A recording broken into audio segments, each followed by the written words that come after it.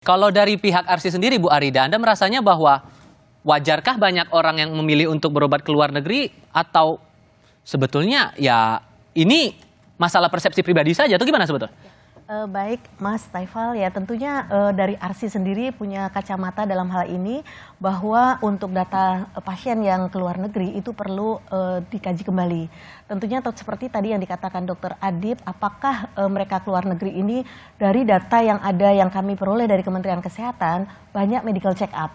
Artinya mungkin pasien yang datang ke luar negeri itu untuk melakukan medical check up sekaligus melakukan wisata.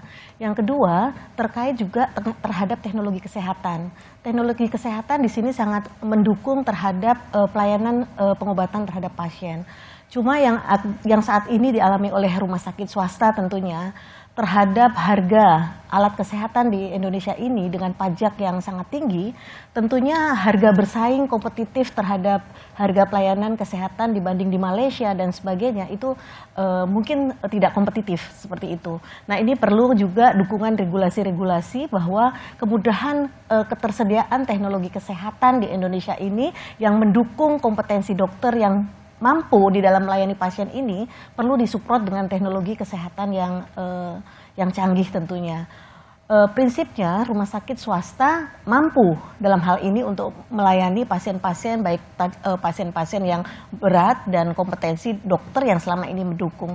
Namun dalam hal ini mungkin juga pasien yang berobat ke luar negeri ini kemungkinan juga prestis ya. Prestis yang memang ketidakpercayaan trust terhadap pelayanan di Indonesia ini tidak lebih rendah dibanding pelayanan kesehatan di luar negeri. Sehingga kalau kemudian kita kaitkan dengan tema kali ini, berobat di luar negeri lebih cespleng, lebih mujarab pengobatannya, Anda mewakili dari teman-teman pengelola rumah sakit, setuju nggak? Tidak setuju, tentunya perlu dibuktikan dulu Mas Taifal, dan tentunya dalam hal ini data harus akurat menyebabkan bahwa berobat di luar negeri itu lebih cespleng daripada pengobatan di Indonesia. Itu harus apakah berapa banyak misalnya 2 juta pasien yang berobat ke luar negeri, angka kesembuhannya itu seperti apa ya?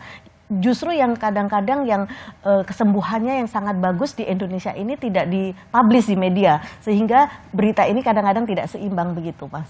Oke, jadi kalau begitu apa bentuk usaha yang diyakinkan untuk bisa meyakinkan pasien, meyakinkan masyarakat bahwa kualitas rumah sakit swasta, terutama dalam asosiasi Anda begitu, kualitasnya juga sama, kualitasnya juga bisa berkompetisi dengan rumah sakit di luar negeri begitu? Oh sangat bisa Mas Taifal.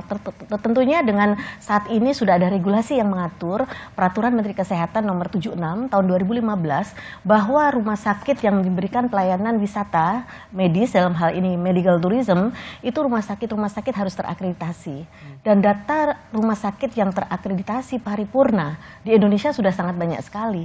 Bahkan ada 134 rumah sakit yang sudah terakreditasi internasional, GCI dalam hal ini. Tentunya tinggal bagaimana membangun kesolidan dari semua stakeholder yang ada di dalamnya. Okay.